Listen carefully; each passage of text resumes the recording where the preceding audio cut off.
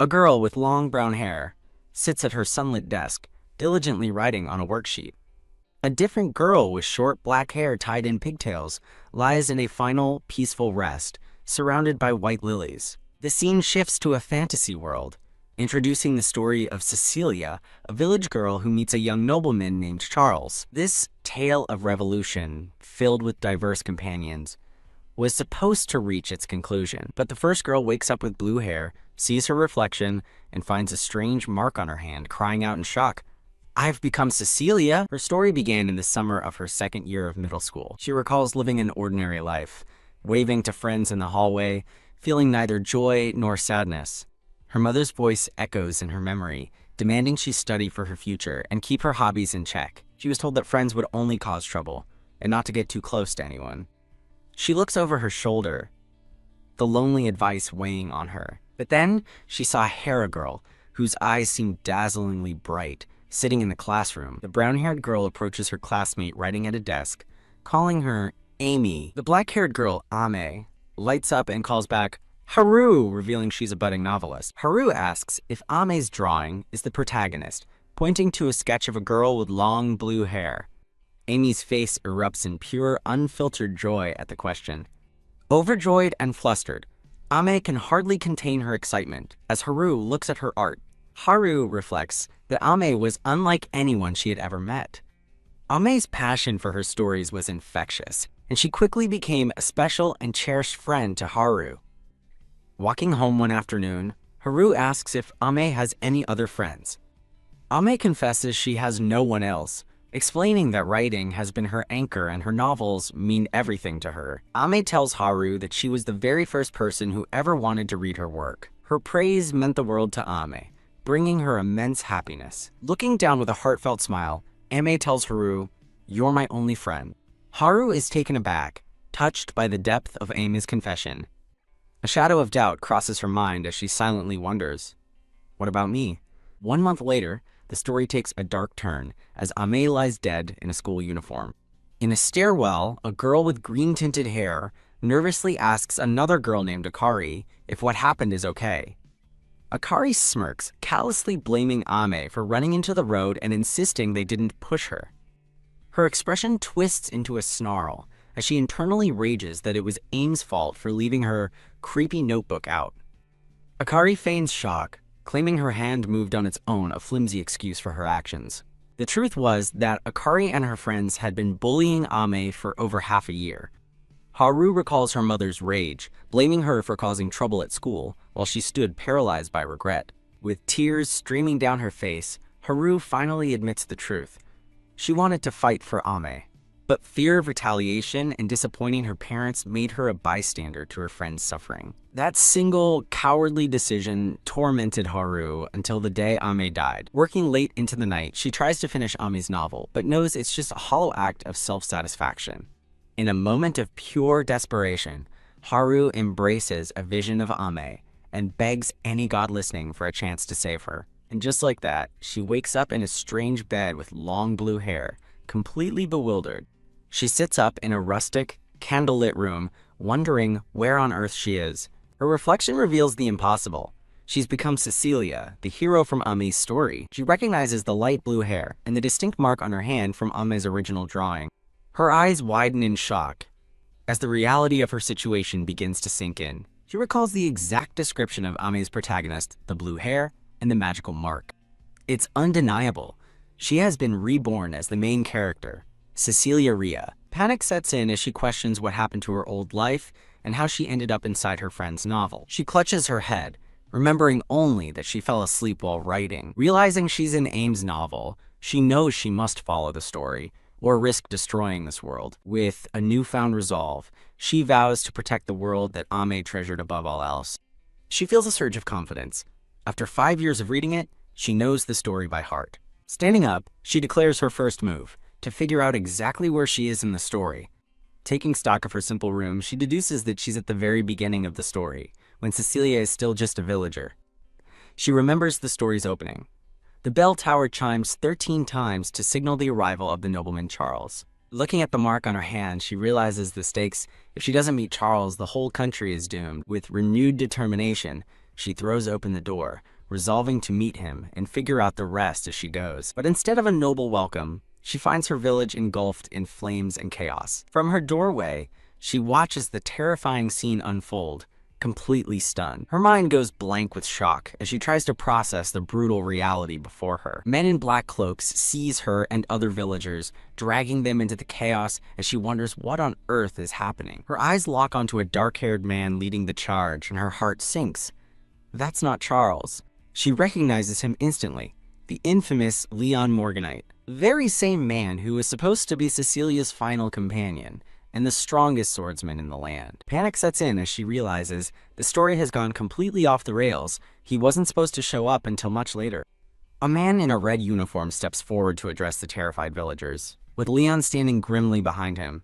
He introduces himself as an inspector of justice, here on direct orders from the king. Then he delivers a horrifying verdict that sentences them all to execution, and Cecilia's world shatters. A brave village boy steps up, demanding to know if they even investigated, shouting that there's no witch here. He protests the injustice, declaring that the village is under the protection of the noble lapis lazuli family. The inspector responds with a swift, brutal slash of his sword, cutting the boy down without a second thought. Blood splatters across the horrified faces of Cecilia and the other villagers, freezing them in terror. The blood-soaked inspector sneers, revealing that their protectors, the lapis lazuli family, have been imprisoned for treason. He points to a crying mother and her small child, ordering his men to make an example of them first. His reason is pure evil. Because her husband dared to argue, he'll start by killing his family. Cecilia collapses in despair, realizing with horror that someone is about to die right in front of her. This was never supposed to happen. Her own fear of death floods her mind. Overwhelmed by tears, she desperately prays for someone to intervene. The men close in on the helpless mother and daughter, their fate sealed. The mother's heartbreaking scream for help echoes through the village. In her tear-filled eyes, Cecilia's own desperate plea for help mirrors another's. A memory flashes. Smiling at her desk, finding something strange. Then, the horrific image of Ame's final moments, crushed and bleeding. Her friend's weak, desperate call for someone, anyone, to help her. Ame's last words, "Please help me," echo in her soul, a plea she failed to answer. The memory ignites something inside her, a fire born from regret. The stoic knight, Leon, watches as the villager pleads for her life. The inspector smirks, reminding everyone that a direct order from the king means even the great Leon Morganite is under his command. He sadistically admits there's no reason for this massacre, but watching peasants cower in fear is just too satisfying to pass up. Finding her voice, Cecilia screams for him to wait. All eyes turn to her as she stands, and tearfully requests an opportunity to negotiate with Lord Leon himself. The inspector looks absolutely floored by her audacity. A flashback reminds her of the promise she made to herself. She is done turning a blind eye to injustice. Steeling her resolve, Cecilia vows that she will not die here, not like this. A brave woman speaks up, telling Lord Leon she believes he doesn't truly want to do this. Leon's cold expression remains unchanged, giving nothing away. But Cecilia notices his subordinates look uneasy, confirming they're also reluctant to carry out this order. She appeals directly to Leon, reminding him of a time she saw him in the capital, approving permits to help farmers. With all her courage, she makes an impossible request: fight against the king with me. She knows Leon is a key ally in the novel, and even though he's currently following orders, she gambles that if she can just convince him, he'll stop this despicable man. The inspector grabs her by the collar, furious that a lowly villager would dare question the king's absolute orders. But Cecilia fights back, yelling that executing people without any evidence is absurd. A voice echoes in the darkness, questioning if targeting the protesters' family was truly the king's order. Enraged, Cecilia calls both the inspector and the king, who orders him absolute scum as he seethes. "Insolent woman!" The inspector grabs her by the hair, yanking her head back with a sharp crack. He slams her face to the ground, accusing her of planning rebellion and showing disrespect. Standing over her, he declares the village's destruction justified and orders Leon to execute the villagers and Cecilia immediately. Pinned to the dirt, Cecilia desperately calls out to Lord Leon, her last hope fading. The inspector grows impatient, shouting at the silent Leon, demanding to know if he's even listening. Cecilia looks up from the ground, her eyes wide with shock and fear. With a calm expression, Leon remarks that he expected a pathetic excuse, but she managed to entertain him instead. As the inspector orders her immediate death, Leon's men suddenly get his attention. In a shocking turn, Leon's subordinate sees the inspector, who screams in disbelief about this betrayal and vows to report Leon to the king. Leon coolly challenges him to try, as his men hold the struggling inspector fast. The inspector's face drains of color as he realizes the horrifying truth. Leon was planning this betrayal all along. Leon glares down at him, asking if he really thought he could get away with threatening him and ordering a massacre for sport. The inspector's bravado shatters, and he breaks down, screaming and pathetically begging for his life. With the situation under control, Leon commands his men to free the villagers and tend to the wounded. One of Leon's men approaches Cecilia to untie her ropes. Stunned but relieved, Cecilia looks up from the ground, wondering if the nightmare is finally over and she's safe. Leon stands before her against the smoldering village and asks for her name. He turns and tells her to follow him, leaving Cecilia to watch him go, her mind racing. A genuine smile spreads across her face as she realizes with relief that Leon's noble heart hasn't changed. Walking through their snowy camp, she reflects that underneath his cold exterior, he's the same kind person she read about in Ames' novel. They're met by a serious-looking person with green hair, who introduces herself as Ram, stating she's been waiting for Lord Leon. Leon introduces Ram as his right hand and instructs both her and Cecilia to get into the carriage. Inside the wooden carriage, Cecilia sits opposite Leon and Ram, beginning their journey. Leon commends Cecilia for protecting the children, acknowledging that her actions prevented further casualties. But he challenges her, asking what a mere village girl can offer, and demanding she prove her worth if she wishes to join him. Leaning closer, he reveals his true intentions. He's staging a rebellion against the current kingdom. He outlines his plan to rally nobles and attack the capital, warning her that there will be sacrifices. Leon refuses to send an untrained person like her to the battlefield, stating he won't create unnecessary casualties. Cecilia recalls the original story, where her magic mark was the key to starting the revolution with Charles, but now her goal is different. She vows not to ruin the novel Ame wrote, even though the plot has already gone completely off script. Knowing the mark on her hand isn't enough, she racks her brain for another way to negotiate with him. Suddenly, an idea strikes her, and her expression shifts from worried to determined. Leon and Ram watch her, with Ram's hand resting cautiously on the hilt of his sword. Cecilia reveals her secret knowledge, stating that Lord Ryle, the former king's brother, taught him swordsmanship, and that his first duel was at age 8, leaving Leon stunned. She presses on, naming his first opponent as his classmate, Hans, her confidence growing. Leon is completely floored, unable to hide his shock at how much she knows about his past. With the mark on her hand glowing, she reveals her power. She can gain information about anyone just by focusing. She boldly declares that with her ability, his rebellion is now guaranteed to succeed. However, she issues a stark ultimatum. If he can't promise a rebellion with no killing, she won't lend him her power.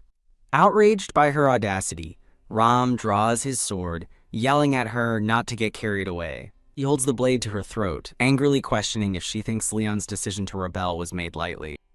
Ram continues his tirade, telling her she could never understand the weight of turning against the king. He dismisses her as a village girl, with no resolve, who spouts naive nonsense about not wanting to kill. Losing his patience, Ram threatens to take her head if she wastes another second of Leon's time. But in a shocking move, Cecilia grabs the blade with her bare hand, stopping it just inches from her throat as blood drips from her fingers. Ram is stunned by her action, yelling that it's a magic sword, and asking if she's trying to get herself killed. With the blade pressed against her skin, Cecilia holds her ground, her eyes blazing with unwavering resolve. Ram turns to Leon, warning his lord that he cannot assist him if this impossible condition isn't fulfilled. The teal-haired woman stands in stoic silence, a cold blade held against her throat. Her mind flashes back to a haunting image, a young schoolgirl lying lifeless on the cold ground. She remembers her past self turning a blind eye, pretending the suffering of others wasn't her problem. Now she declares this is her chance to finally atone, leaving her green-haired companion utterly confused. With tears in her eyes, she vows she doesn't want to lose anyone ever again. A man with piercing dark eyes watches her emotional declaration, his expression unreadable.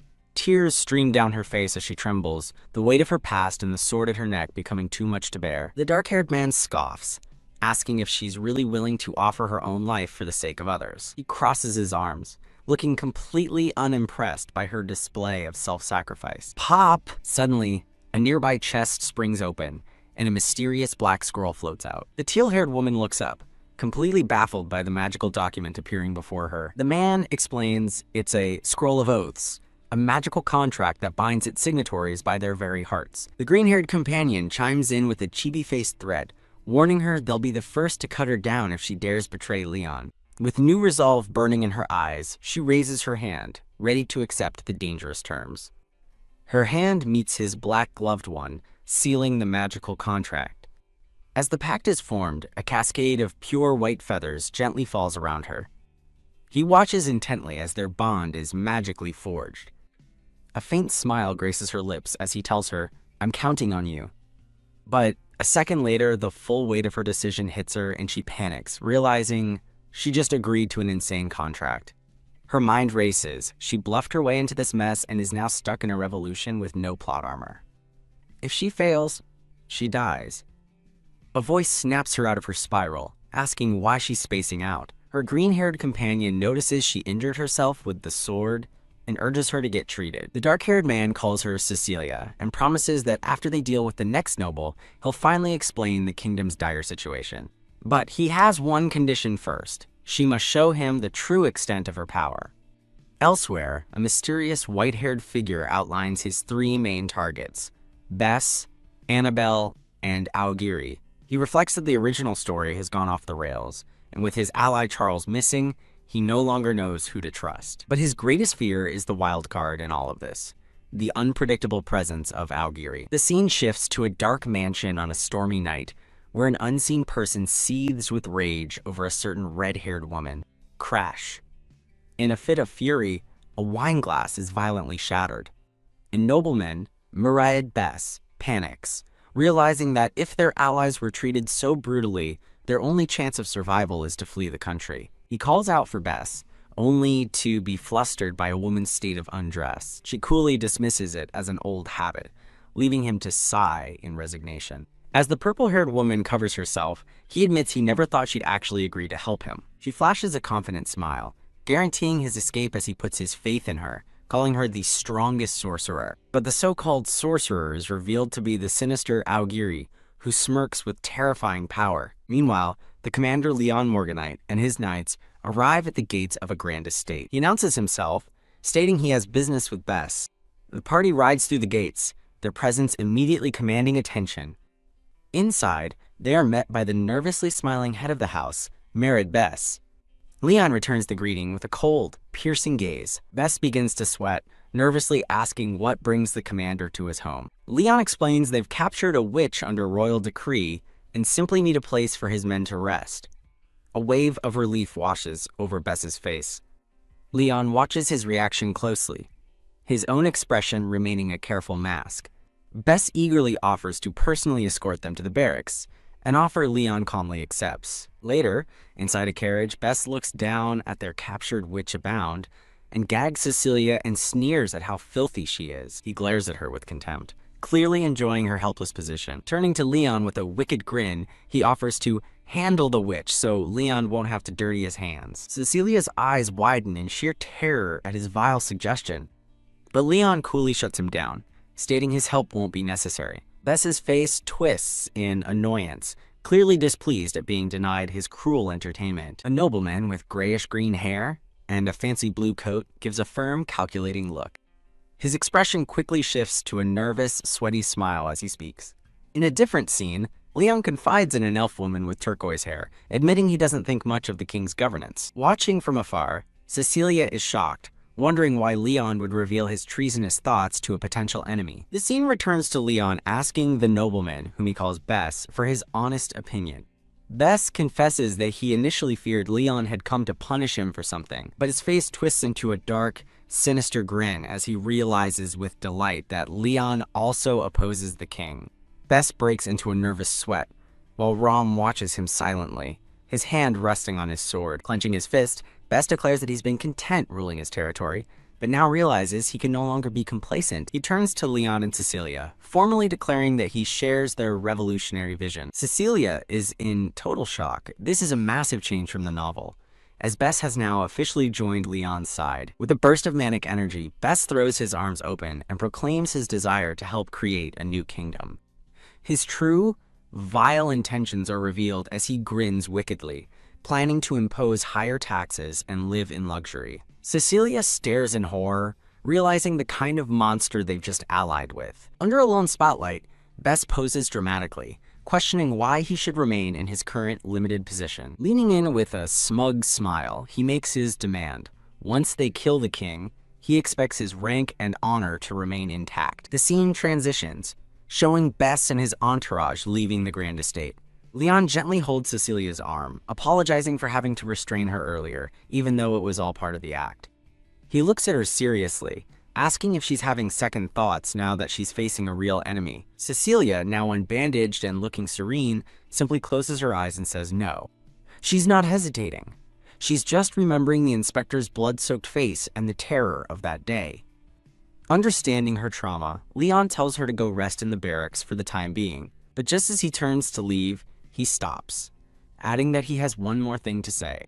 He tells her to drop the formalities, declaring that since they've signed their contract, they are now equals. Cecilia's heart skips a beat as she stares at him, completely flustered by his declaration. The three of them, Leon, Cecilia, and Ram, now sit together at a table, planning their next move. Ram slams his fist on the table in frustration. He angrily shouts, questioning how someone who thrives on selfishness and causing suffering could say such things. Leon calmly tells Ram to settle down, while Cecilia, now in new clothes, watches them both. As she listens, a thought about strategy clicks into place, and she realizes something crucial is true. Leon listens intently, his expression unreadable. Cecilia confidently concludes that defeating their new, treacherous ally Bess won't be that difficult. Her knowledge from the novel reveals Bess's dark secret, an illegal system of discrimination against farmers. She knows that Bess has been hiding this corruption, and revealing the truth to the public will instantly cause his downfall. In the original story, this revelation forces Bess to flee the country, while Cecilia liberates the people. A vision of her future self appears, a heroic figure of liberation standing against injustice. Back in the present, Cecilia explains that Bess will likely head straight for the capital to save himself. Leon takes in her words, contemplating the dangerous implications. He knows that if they fail to capture Bess, the traitor will expose their entire rebellion to the king, so they must act now.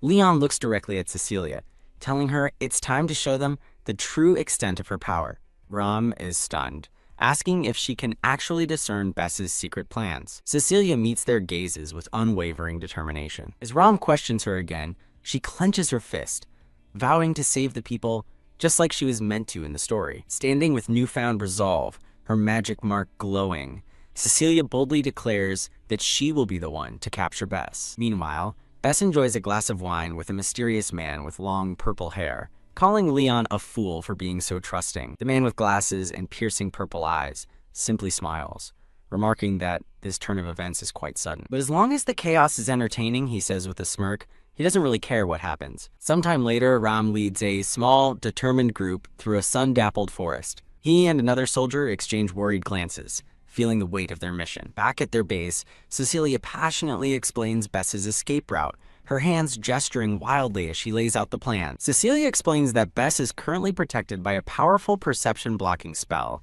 but she reveals his plan. Once he enters the forest, he'll drop the spell, creating the perfect opportunity for an ambush. Leon assigns the ambush to Ram, whose jaw drops in surprise at the sudden order. Leon declares that he will personally head straight for Bess to capture him before he can use his hidden escape route. At a grand estate, a servant announces to Lord Bess that Lord Leon has arrived. Bess, a man with grayish-green hair, greets Leon at the door, coolly stating he's been expecting him. He gestures grandly toward a large sofa, inviting Leon to sit down. Playing his part, Leon takes a seat and politely thanks Bess for his hospitality. With a wicked smile, Bess gets straight to the point, asking where they should begin their rebellion. He eagerly offers to accompany Leon, clearly excited to get his hands dirty. Bam! Suddenly, the massive double doors are thrown open with a deafening crash. Leon's soldiers storm the room, leaving Bess utterly shocked by the unexpected intrusion. Leon stands and delivers the bad news.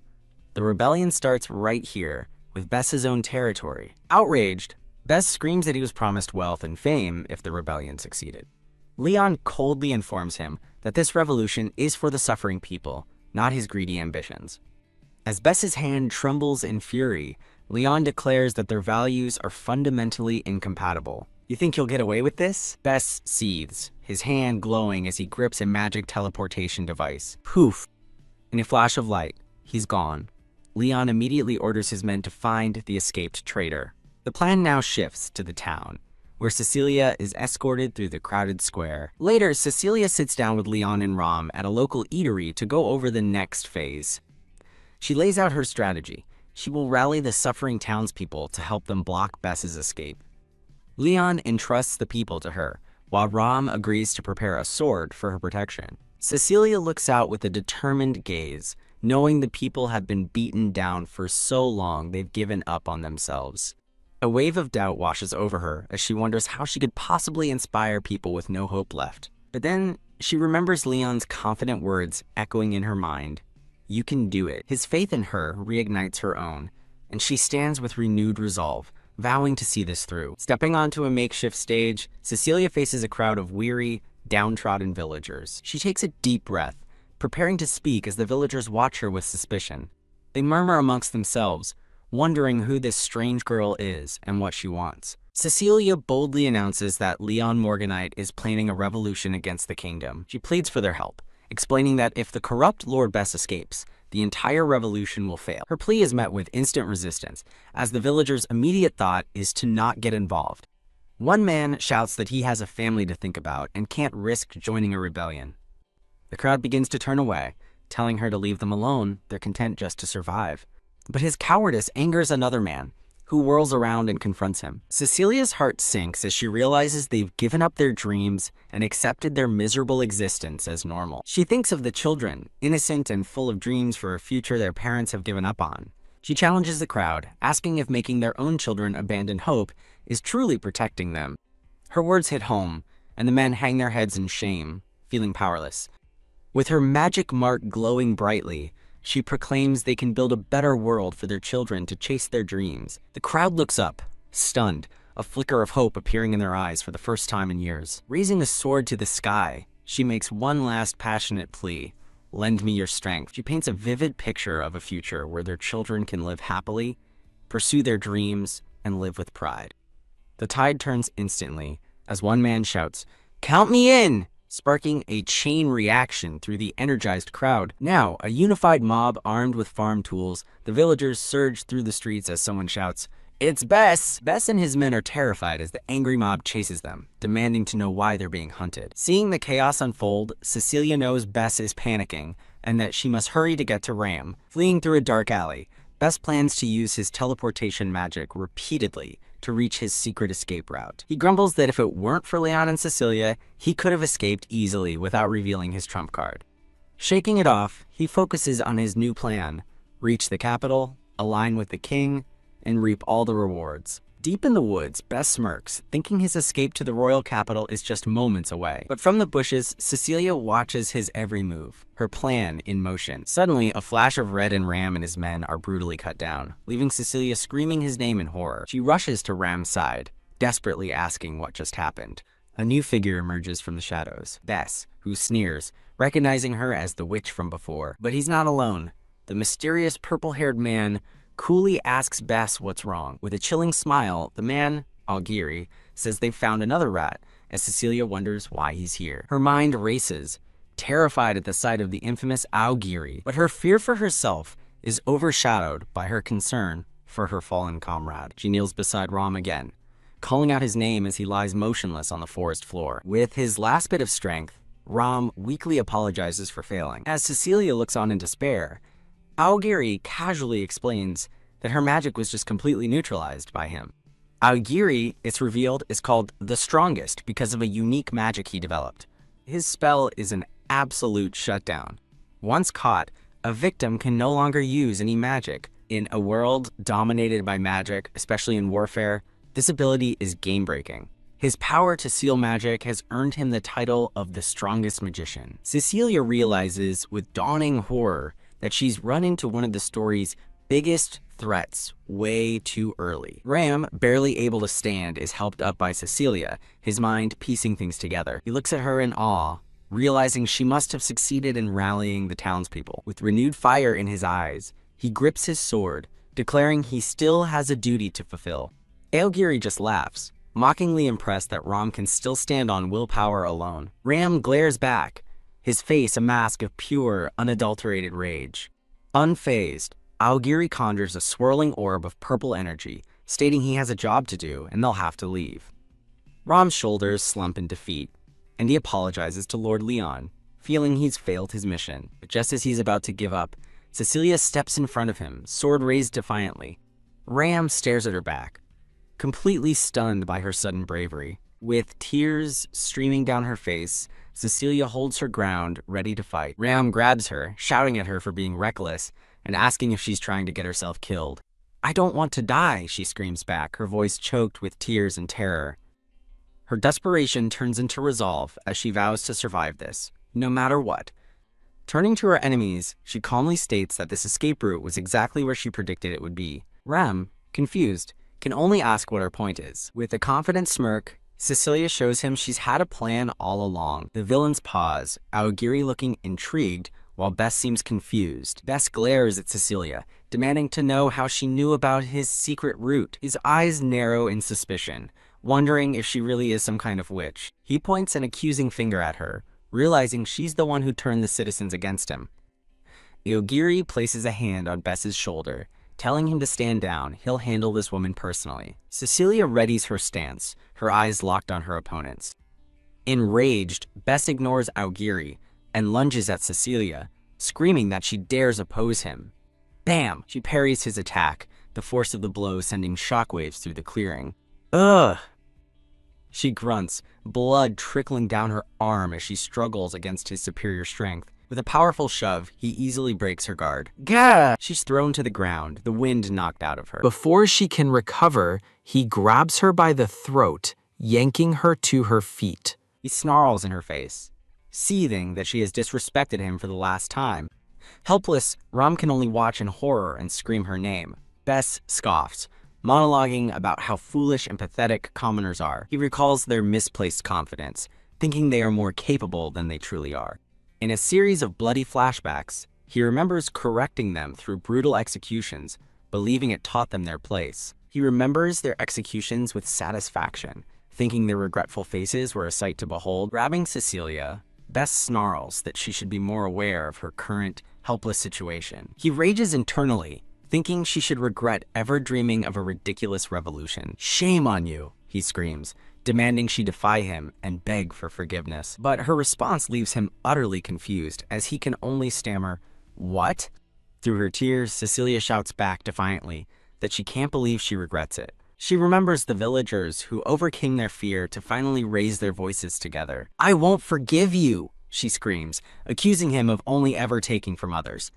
His eyes glowing, Bess coldly informs her he's going to kill her right now. Tisk! Cecilia glares back, refusing to show any fear. Bess plots to display her head in front of the commoners as a gruesome warning. He vows to finally crush their spirits and any hope Cecilia gave them. Raising his sword for the final blow, he declares that her foolish ideals end here. Clang! But his sword is blocked by another. Leon has arrived just in time, and Cecilia breathes his name in relief.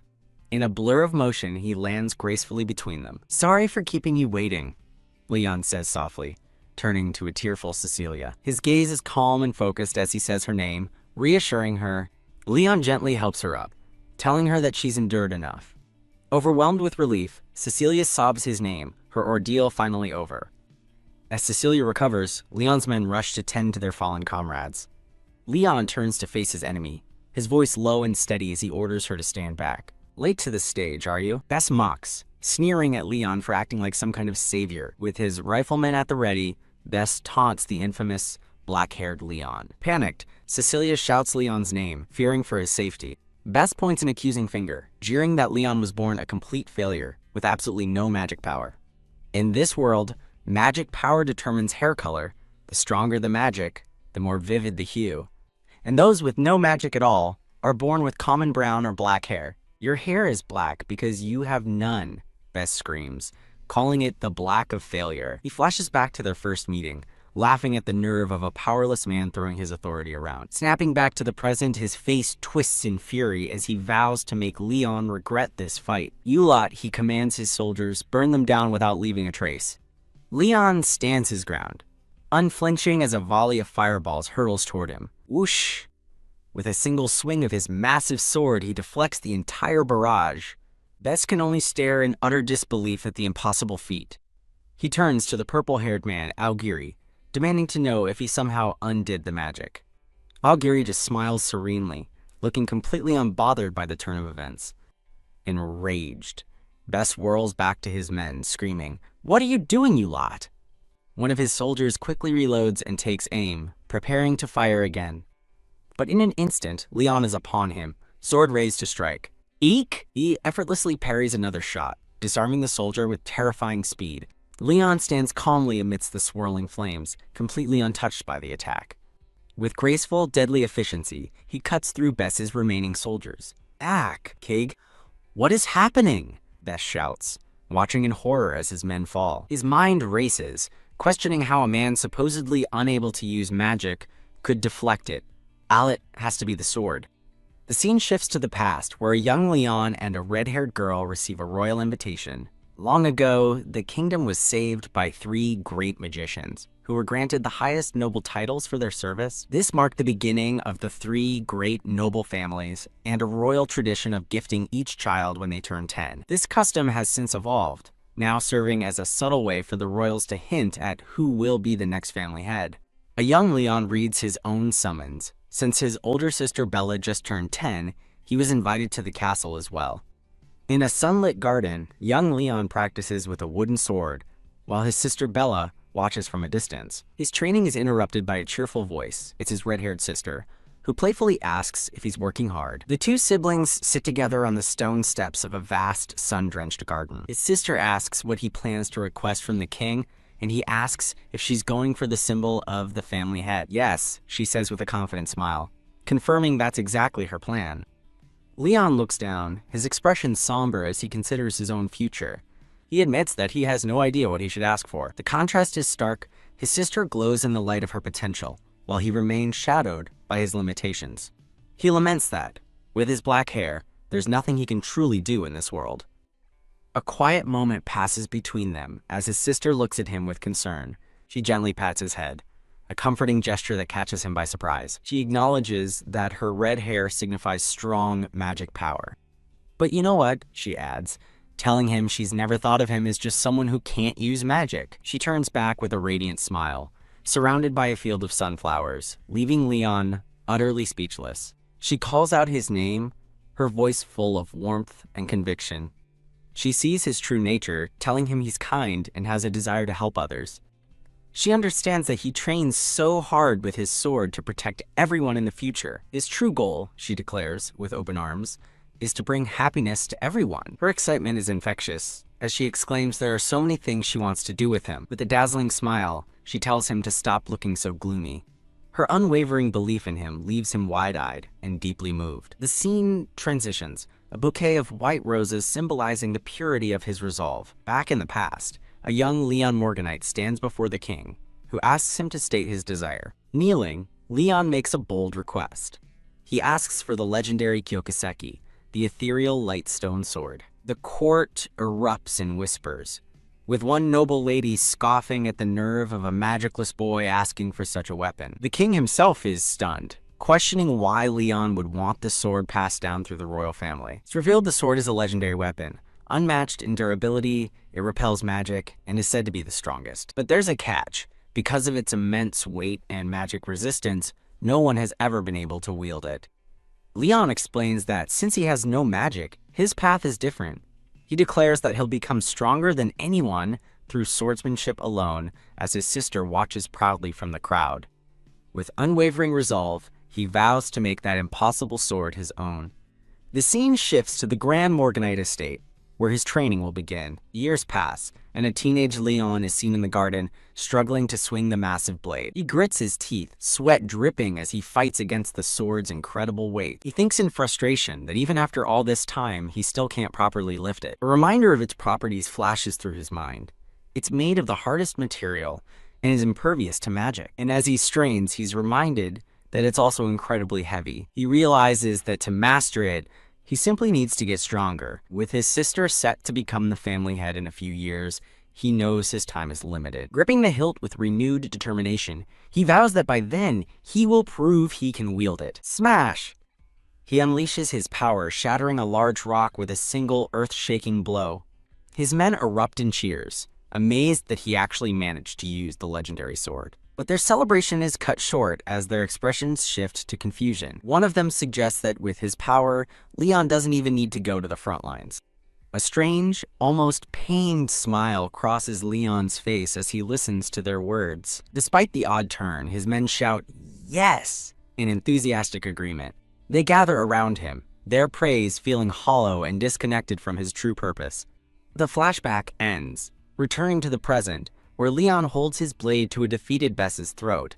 His men, including a recovered ram, watch on as Bess sneers, calling Leon a, quote, commoner's hero. Leon's voice is ice as he replies, "No one calls me that anymore." Panicked and desperate, Bess accuses him of cheating, unable to accept his defeat. The commander, Leon, watches the unfolding chaos with a cold, calculating gaze.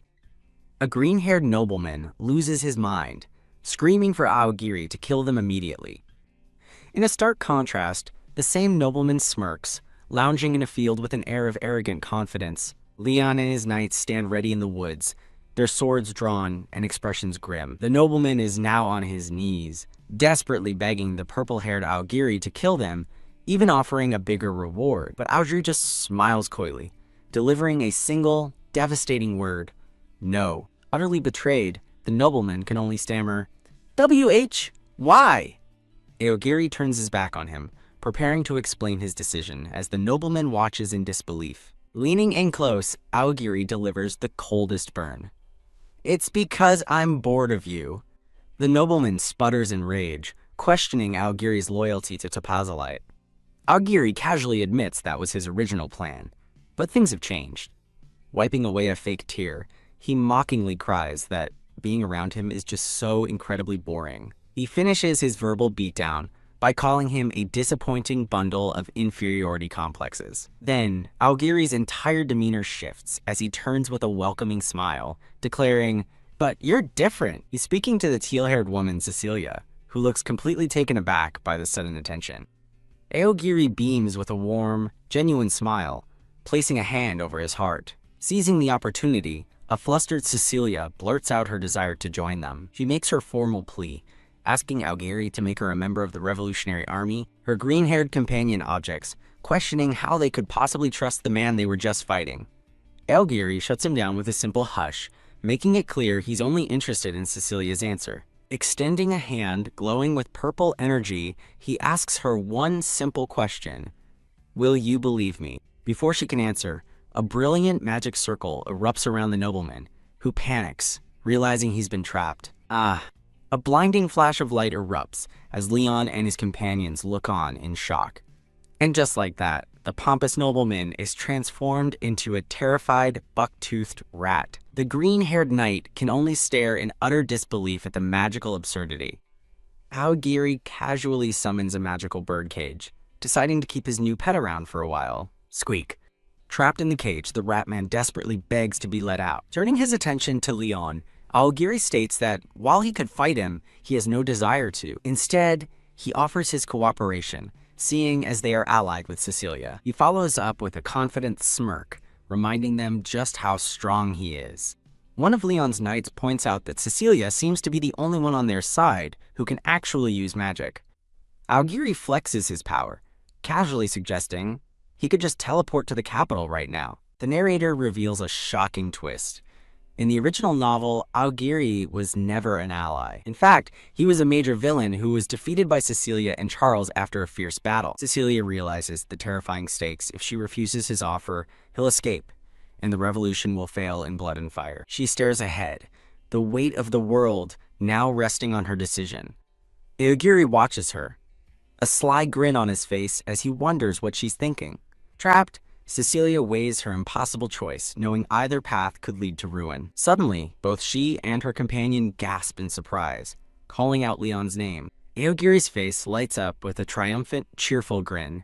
He offers his hand to Leon, who accepts the alliance but makes it crystal clear. "I'm not saying I trust you." Aogiri simply smirks, completely unfazed by Leon's cold reception. Leon turns to Cecilia, his expression serious, as he asks if she's really sure about this. His face remains a mask of cold pragmatism. Leon decides that Aogiri's strength is too valuable to ignore, and resolves to use whatever assets he can. Aogiri tries to make nice with Cecilia's companion, Rom, who angrily snaps that he hasn't accepted him yet. Leon takes command, ordering a temporary withdrawal to tend to their many injured soldiers. Aogiri cheekily offers to help the wounded Rom, who grumbles that he can walk just fine on his own. Ram informs Leon he's heading to the carriage, earning a simple nod in return. Cecilia watches the new, bizarre dynamic of their group, with a look of quiet contemplation. The green-haired man blushes, looking away as he stammers out a thank you. Cecilia gives a warm, relieved smile, happy that everything worked out. She watches as Aogiri and the other cloaked men depart, disappearing into the woods.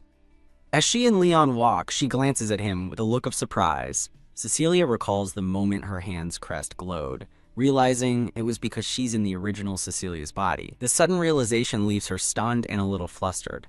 In a quick flash, she remembers Leon's smug, satisfied smirk from earlier. She shakes it off, telling him she was just doing what any saint is supposed to do. With a bright smile, she vows to keep fighting to free everyone from oppression. Fired up, she tells Leon they need to hurry back to the barracks and report that they've captured Bess. But as she speaks, her cheerful expression crumbles and her eyes fill with tears. The dam breaks, and she begins to cry uncontrollably, overwhelmed by emotion. A dark memory surfaces, a man choking her as she thinks about how scared she was of dying. The vision shifts to her own bloody corpse, revealing her true fear, losing something precious again. That fear is exactly why she fought so hard, standing with a sword to protect everyone. She looks upon the cheering crowd, relieved to know she helped protect their future. Crying tears of pure joy, she whispers how truly grateful she is. Suddenly, a pair of dark, intense eyes flashes with shocking realization.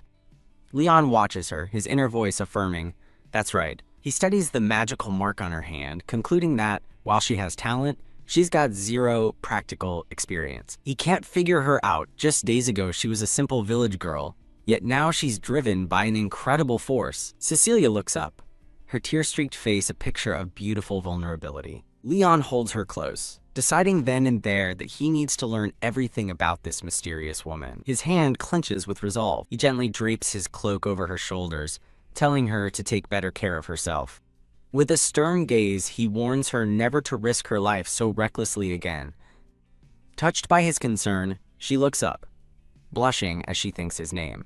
He takes the lead, and she follows, placing a hand on his shoulder as they walk. Together, they head off into the light, a new bond forming between them. The scene shifts to Annabelle having tea, who asks how her guest knew her plans, and the woman replies, she has a little informant. A sinister shadow is reflected in the woman's teacup. Back in the woods, a mysterious voice calls out, referring to one of them as, "My darling servant."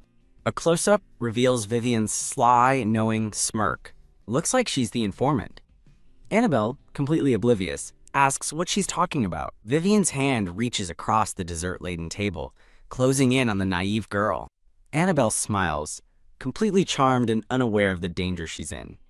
Meanwhile, life in a liberated town square has returned to normal. Narration explains the people are finally free, starting their lives anew. Cecilia waves warmly to the refugees, who are now safe and supporting one another. Leon agrees that they'll be fine for now, but Cecilia calls his name, sensing there's more to discuss. Leon turns to her, his expression serious as he prepares to tell her the truth about their country's state. They sit down in a quiet room, ready for a serious debriefing. To understand the situation, Cecilia knows she must first recall the plot of the original novel. She remembers the book's premise, a world without science where magic governs daily life. From farming to scholarship, magic is the key to a prosperous life for its people. Among them, 3 noble families hold unparalleled power and status. The first family, where the hero Charles was born, is renowned for its powerful healing magic. The second is the Morganite family, Leon and Bella's house, feared for their devastating offensive magic. And the third is the Topazolite family, master alchemists led by Diego, who secretly control the corrupt nobles. Leon confirms her thoughts, asking if their ancestors were the 3 legendary magicians who once served the king.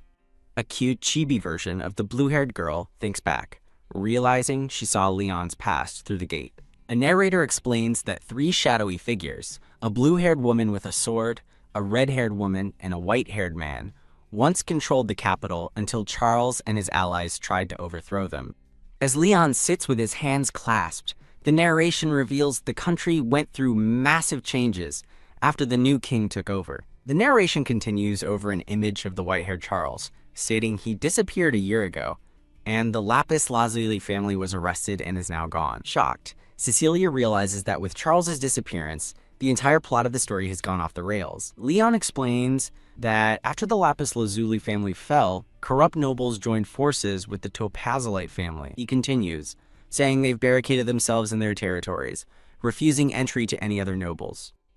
To make matters worse, despite the dangerous situation, they sent their strongest fighter, Augiri, to aid Bess. Cecilia is baffled by their actions, realizing the situation is nothing like the novel since they don't even control the capital. Suddenly, a chibi Cecilia pops up, asking Leon how he could possibly not know all this since it happened 6 months ago.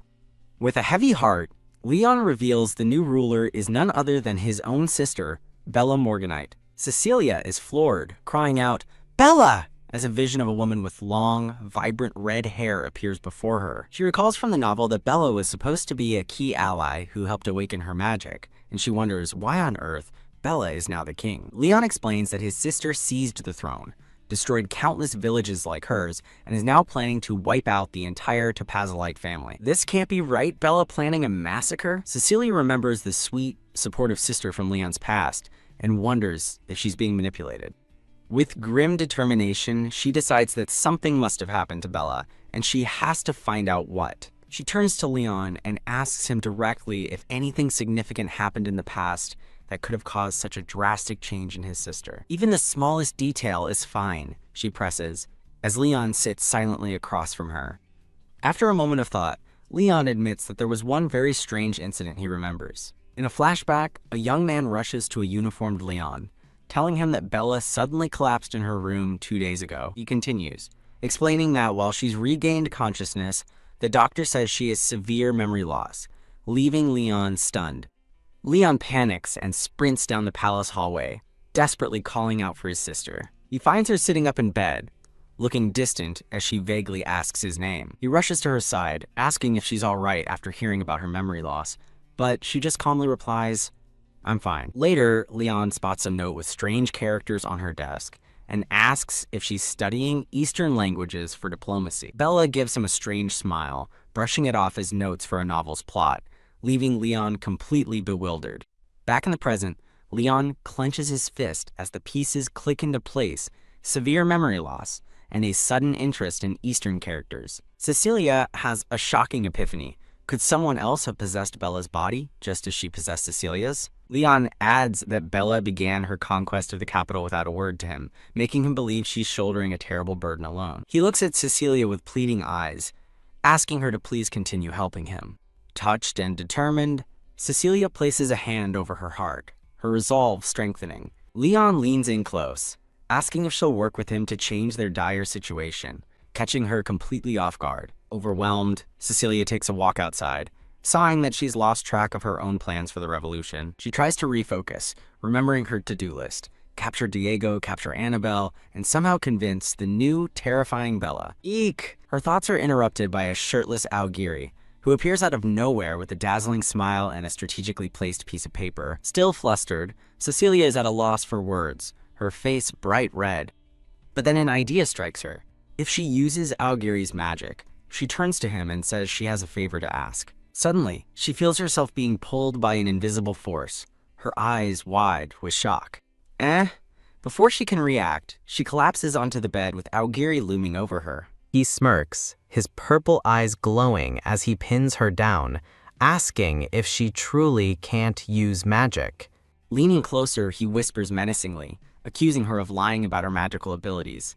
He presses her again, his voice laced with suspicion, as he asks if she really is powerless. Her eyes widen in terror. He knows her secret. Sitting up, she confronts him, noting the immense magical power radiating from him despite his claims. Panicked, she clutches the sheets and demands to know what he wants, asking if he's going to kill her. He calmly takes a lock of her hair and tells her to rest assured he has no intention of killing her. A truly twisted smile spreads across his face as he reveals his real goal: to watch her mind break completely. He confesses he's seen it countless times, watching powerful magic users get completely shattered, body and soul. With a chilling grin, he admits he finds all magic users arrogant and takes immense pleasure in breaking their pride and their precious magic. He recalls seeing others flail desperately to escape, their pathetic struggles amusing him greatly. But she, he continues, was different. Despite having immense magic, she's just an ordinary person since she can't use it. He grins, explaining that while the power gap was obvious, she didn't abandon her allies and run. In fact, watching her valiantly protect them was magnificent, leaving a confused Cecilia on the floor. His face obscured by shadow, he reveals his true twisted desire. He wants to destroy her. Surrounded by a vortex of purple energy, Aogiri holds Cecilia as she stares in shock, wondering what he truly is. A strange vision flashes before her eyes. A girl in a school uniform. He explains his magic forces people to confess their innermost desires, causing him to appear as the person they most want to see. With a sly grin, he asks Cecilia for her true goal. Is she infiltrating the Morganites, or just out for revenge against the nobles? He leans over her, demanding she reveal her deepest desires as she lies helplessly on the bed.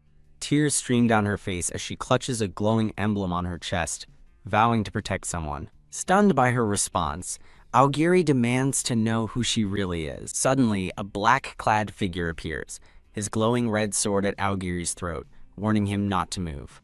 Aogiri sits up calmly, completely unfazed, and remarks that it seems his fun has been discovered. Ram bursts in, furiously ordering Aogiri to step away from Cecilia. Ram recalls seeing Aogiri mysteriously disappear from the hallway, confirming his suspicions that the man couldn't be trusted. He urges Leon to apprehend the intruder, but Aogiri scoffs, calling the idea pointless. With a disarmingly cheerful smile, Aogiri invites them to try and catch him if they wish. The scene shifts, and Leon is now at Cecilia's bedside, asking if she can recognize him as a confused Ram looks on. Cecilia groggily opens her eyes and weakly whispers Leon's name. Leon gazes down at her with a cold, serious expression, his thoughts hidden. Aogiri offers a placating smile and a formal apology, admitting he underestimated Leon's capabilities. Leon's face is cast in shadow, his simmering rage barely contained. His eyes flare with red light as he snarls that he could easily cut off Aogiri's head right here and now. Aogiri finally drops the act, conceding that he's gone too far this time.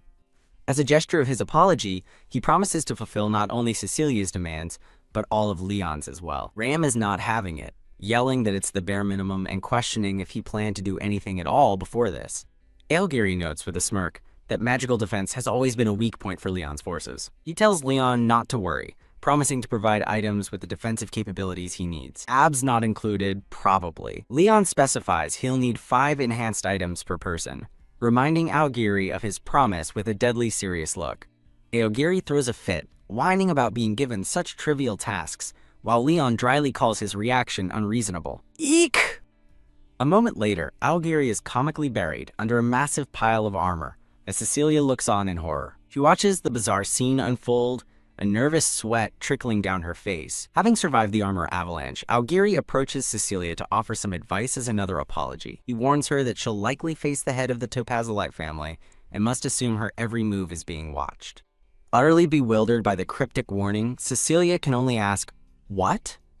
Ram stands guard by the door while Cecilia processes the unsettling information. Alone with Ram, she lies in bed, pondering the meaning of being watched and what her next move should be. Ram calls out her name, and she looks up at him, her expression hardening with resolve. She sits up in bed and thanks him, looking a bit surprised by his concern. She reasons that Aogiri might have lied to test her and decides to refocus on her immediate goal, capturing Annabelle. Ram stands silently by her bedside, a tray in hand, as she contemplates her plan. The scene changes to a bright, picturesque town filled with charming buildings. The group looks defeated, As Cecilia realizes their target, Annabelle, is nowhere to be found. Leon confirms Annabelle isn't in the territory but is expected back today, though no one knows when.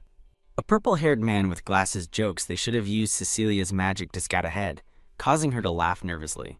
Leon notes the Onyx family's defenses are down and decides they'll head to the estate tomorrow. Strolling through the vibrant streets, Cecilia is amazed by the prosperous town, concluding it's a result of the Onyx family's focus on diplomacy. But a dark truth is revealed.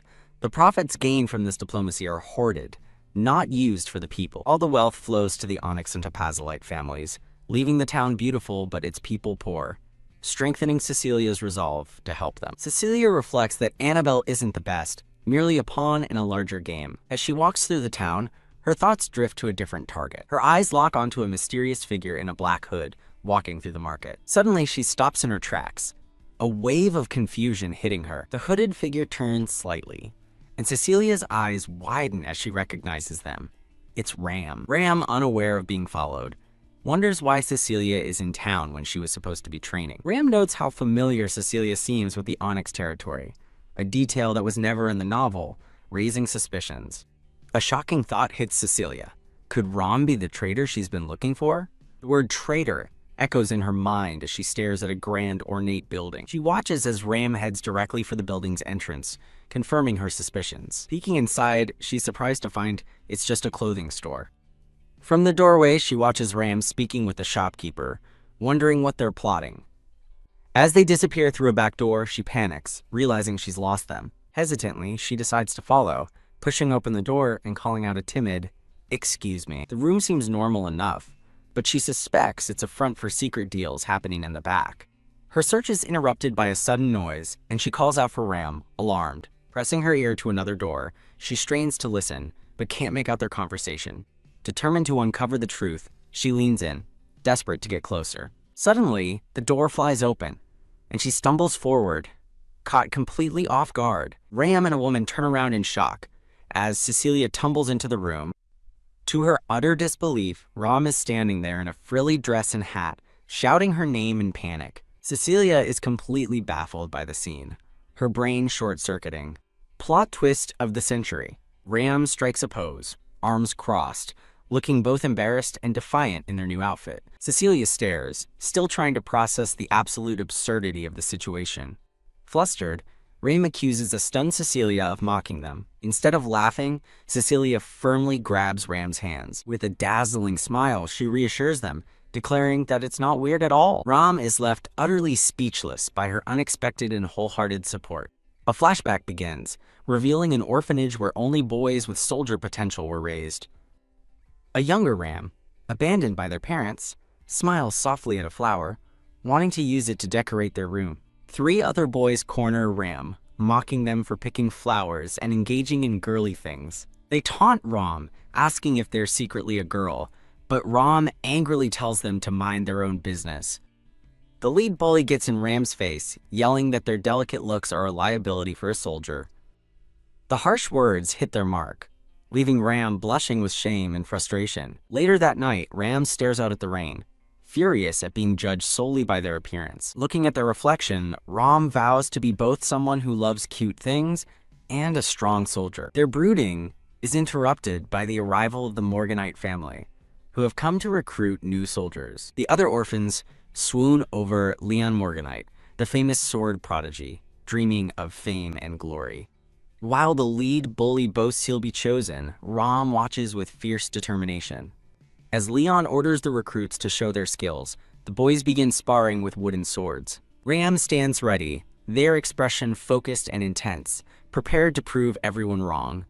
Leon's eyes land on Ram's unique green hair, and he wonders if the boy possesses magic. Seizing the opportunity, Ram steps forward and boldly requests a sparring match with Leon himself. The other boys mock the request, calling Ram a weirdo for their audacity. Leon accepts the challenge, seeing it as a perfect way for Ram to prove their ability. The two face off in the courtyard, a tense silence hanging between them as wind swirls at their feet. Their swords clash as Leon opens with a powerful strike, forcing Ram onto the defensive. From the sidelines, the bullies laugh, confident that poor Ram stands no chance against Leon. Leon unleashes a relentless barrage of strikes, his skill far surpassing Ram's. With a final, decisive blow, Leon's sword sends Ram's weapon flying from their grasp.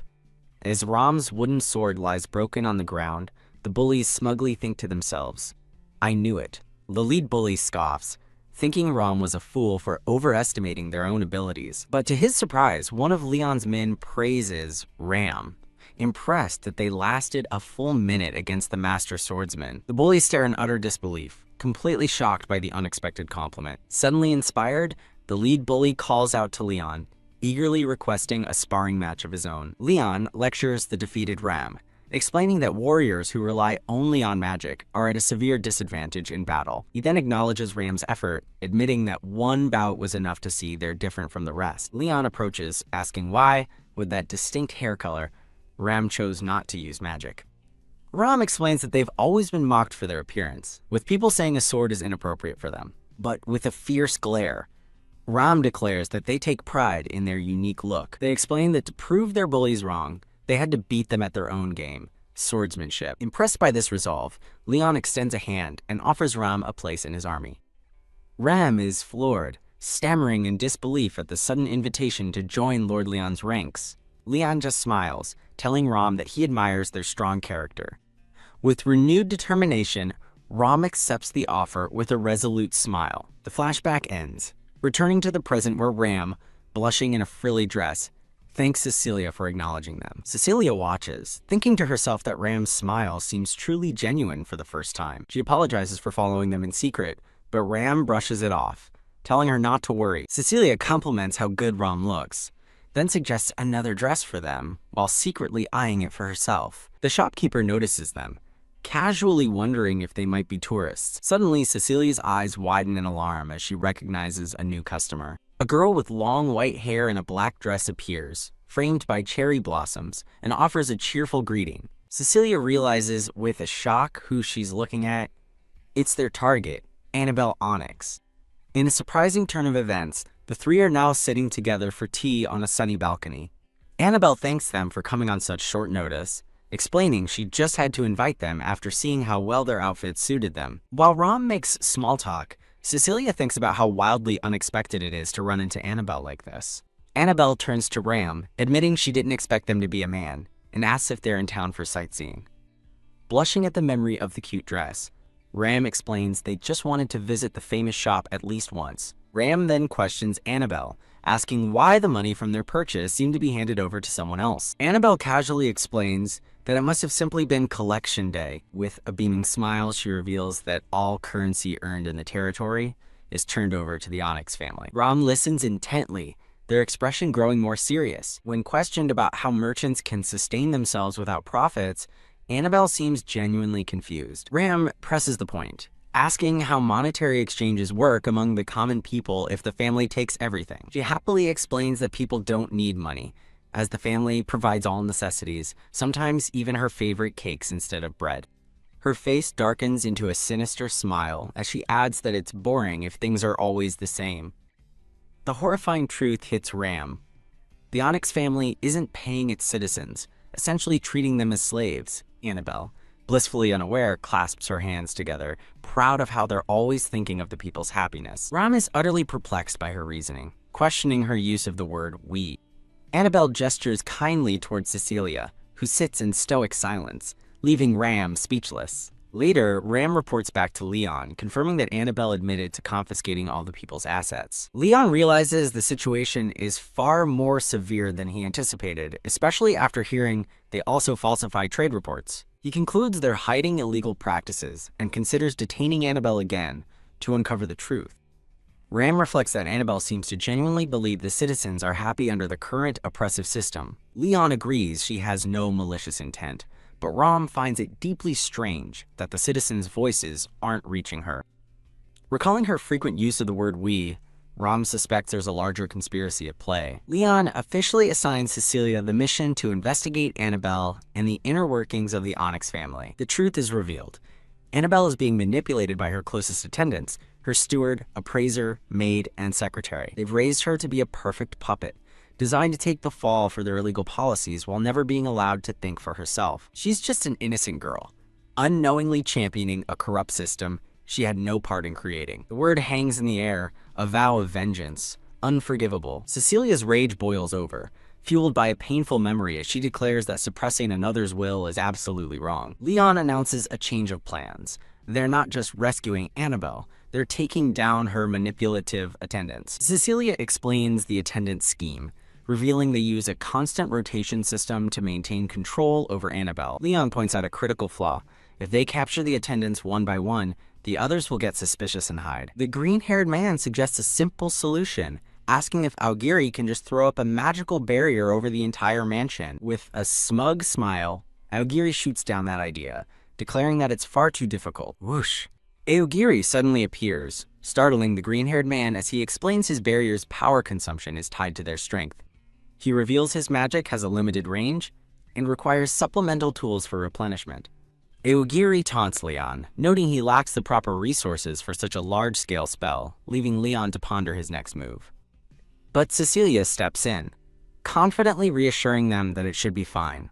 Leon smirks, revealing he has a plan to lure all the attendants into one place at the same time. The scene shifts to Annabelle's mansion, where her attendant formally apologizes to Lord Leon for his unannounced arrival. Leon takes a seat in his formal military uniform, maintaining a cool exterior as a maid serves him tea. The lead attendant fishes for information, noting he's heard Leon brought something special, while Annabelle quietly observes. The bait is revealed, a magnificent black sword with an emerald pommel, nestled in red velvet.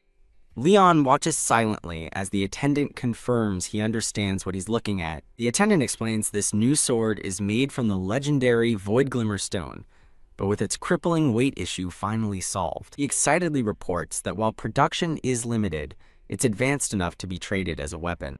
The realization hits him with this. They could create an invincible army. This isn't just a weapon, it's a history maker. His greed takes over as he imagines offering the swords to the Topazolite family, securing their power and elevating the Onyx family.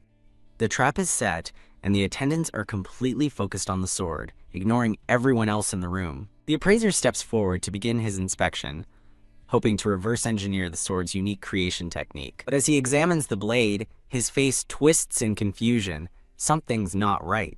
A brilliant blue magic circle erupts from the floor, trapping the stunned attendants who cry out in shock. Just then, the doors burst open, and the whole crew storms in, ready for a fight.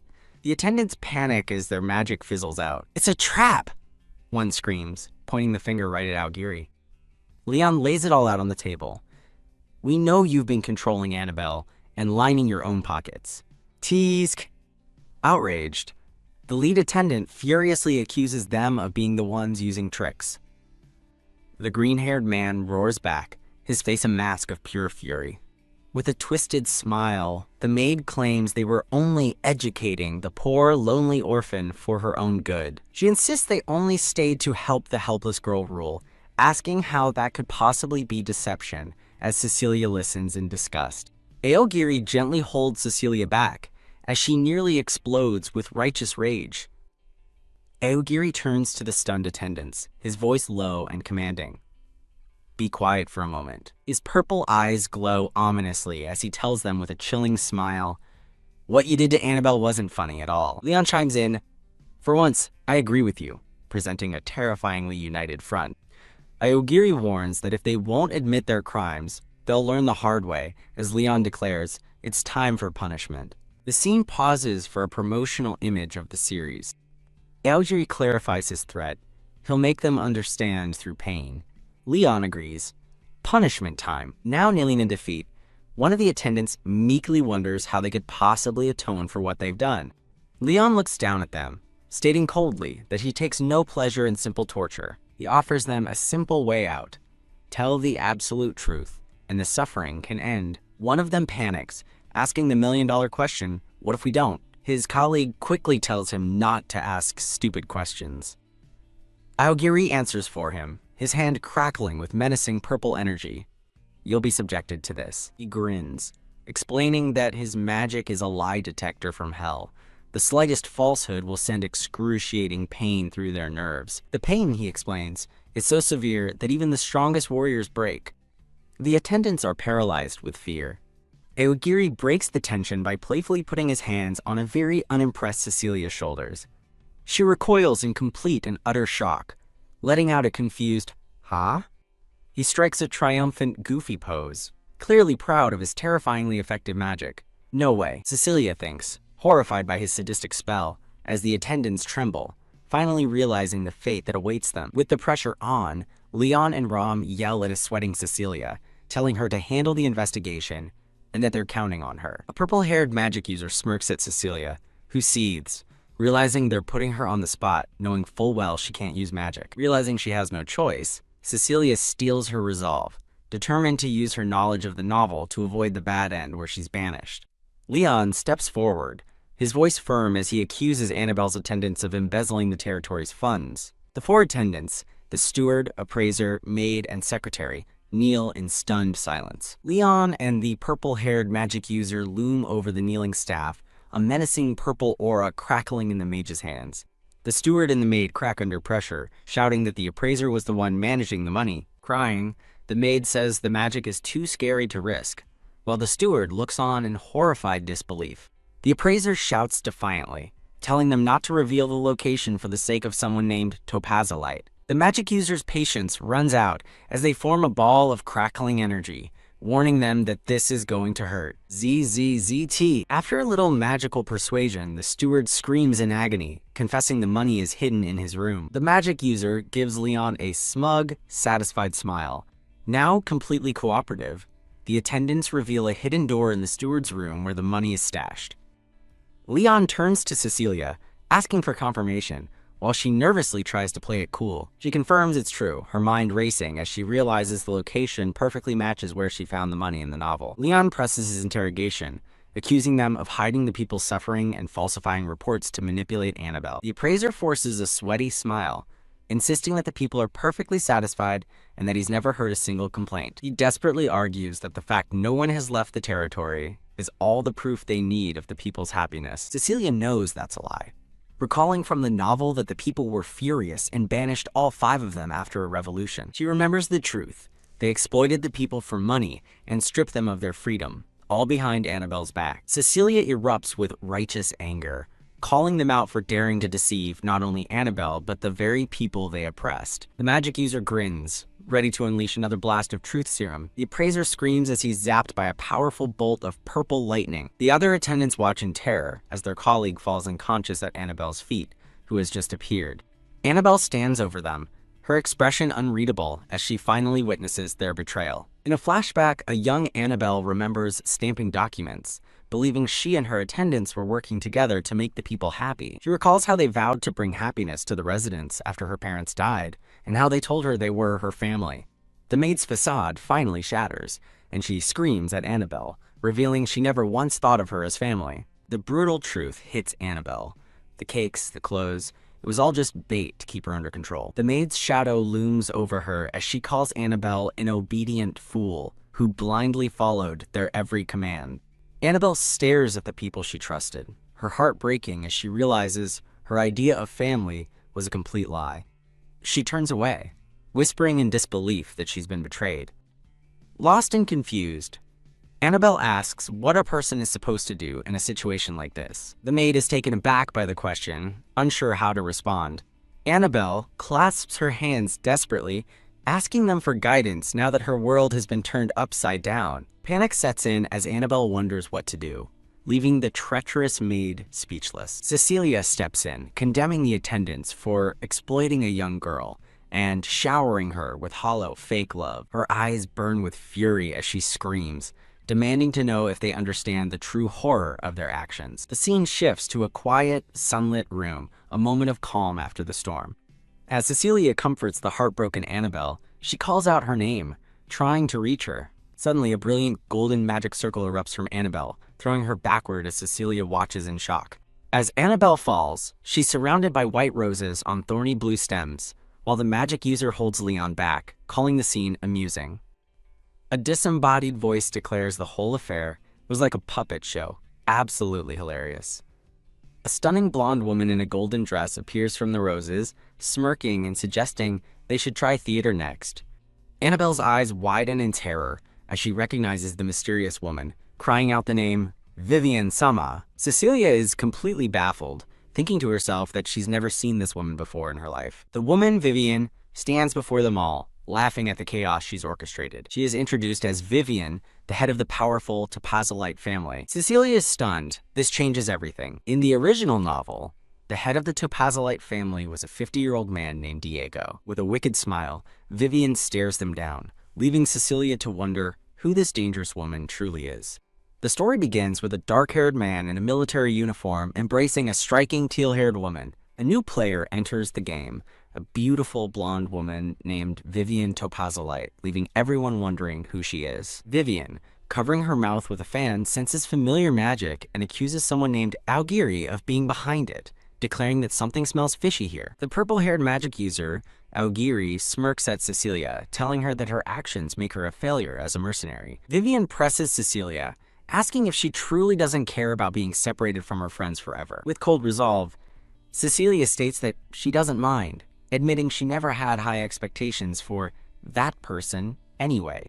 A dark aura surrounds Augiri as Cecilia's inner monologue reveals her shock this side of him wasn't in the novel. Vivian now turns her attention to the white-haired Annabelle, beginning a new line of questioning. She warns Annabelle that as the Minister of Foreign Trade, it would be a huge problem if she got caught. Vivian offers a helping hand, urging Annabelle to come with her to safety. But just as she reaches for her, Leon intervenes, grabbing Vivian's arm and vowing he won't let her have her way. Vivian glares back, clearly annoyed by the interruption. Leon steps in front of Annabelle protectively, pointing a glowing black and red sword at Vivian as dark magic swirls around them. Vivian turns to Cecilia, who is standing nearby, and questions her allegiance with a simple, sharp, "Cecilia?"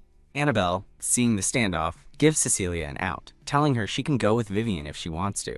Leon is floored by this, turning in shock and shouting Cecilia's name. Vivian watches the drama unfold, her expression stern and unreadable. Cecilia looks at Annabelle with a gentle smile, telling her that this is a decision she must make for herself.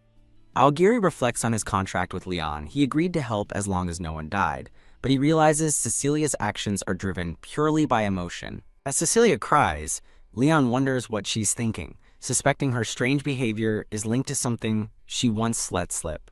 A painful flashback begins, showing a young schoolgirl being told her dreams are too expensive and won't help her future. Her parents override her wishes, forcing her to join the track team against her will as she tearfully protests. Her father screams that it's for her own good, his anger terrifying the young girl. Her mother's cruel words echo, calling her an ungrateful child for not wanting to be a simple housewife. The memory climaxes with a horrifying vision of her standing over her own dead body, a symbol of her crushed spirit. Cecilia narrates that Annabelle, who was also controlled by others, reminds her of her past self, a self who only understood the truth after losing everything. Determined to break the cycle, Cecilia tells Annabelle she is not a puppet, and that she won't let her suffer the same fate. She empowers Annabelle, urging her to decide for herself now, before it's too late. Annabelle recalls a lonely memory from a year ago, sitting alone at a lavish tea party, wondering if she even had a hobby. Suddenly, a charming blonde-haired man appears, presenting her with a bouquet of white flowers. She remembers how all her hobbies were just lessons forced on her by her attendants to control her. A beautiful red-haired woman joins them, telling Annabelle the one thing she wants is for her to make her own decisions. Annabelle listens, a look of quiet contemplation on her face. The red-haired woman smiles warmly, gently calling her name. For the first time, Annabelle's face lights up with genuine desire as she asks to go to the sea with both of them. She immediately gets flustered, worrying that such a selfish request is unacceptable for the head of her house. But to her surprise, they both beam and tell her it sounds like a wonderful idea. Overjoyed and blushing, Annabelle can hardly believe they're agreeing to go right now. She remembers it as a turning point, the first wish she ever made for herself, and they accepted it with open hearts. The memory of a perfect day at the beach with her two new friends brings a smile to her face. Back in the present, Cecilia finally understands her own heart's desire. She's always wanted friends. With newfound determination, Annabelle turns around, her decision made. She grabs Cecilia's arm, a magical blue crest glowing on her wrist as she declares her choice. In a shocking twist, Annabelle hugs Cecilia from behind, announcing, "I will stay with Lady Cecilia." Cecilia is completely stunned, blushing and stammering as she tries to process what just happened. Annabelle beams with pure joy, declaring she likes Cecilia more than anyone. Well, this is awkward. Cecilia realizes another one of the novel's villains has just become her biggest fan, while Vivian looks on, less than thrilled. Vivian sighs in resignation, hiding her face with her fan and muttering, "Fine, whatever." She then drops a bombshell, revealing she knows they plan to use her to negotiate with someone named Bella, who wants her dead, leaving Leon stunned. Her eyes flash with deadly intent as she makes a chilling vow.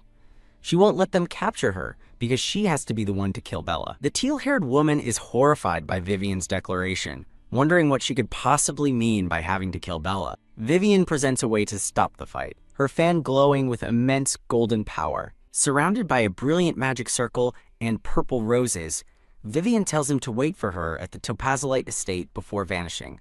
A final, determined glance from Vivian as she disappears in a blinding flash of golden light.